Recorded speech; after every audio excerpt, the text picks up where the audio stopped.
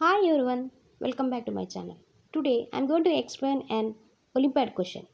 The question is x power x equal to 2 power 2048. Find the x value. In the power you have 2048. If you see any big number, think logically. Try to make it a small number. Number 2048, write it as 2 times 1024. Here apply the exponent formula.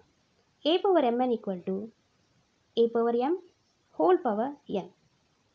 This 2 power 2 times 1024, you are using this exponent formula, we can write it as 2 power 2 whole power 1024. We know that 2 power 2 is 4. 4 power 1024.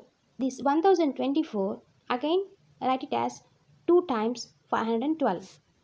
Again use the same formula, a power mn equal to a power m whole power n. So then this you write it as 4 power 2 whole power 512. We know that 4 power 2 is 16 power 512. This 512 again you write it as 2 times 256. Again use the same formula, a power mn equal to a power m whole power n. Use the same formula again. 256.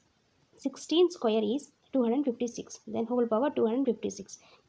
Here x is 256. In the power x also 256. So we can say that x value is 256. If you like this content, please subscribe to my channel.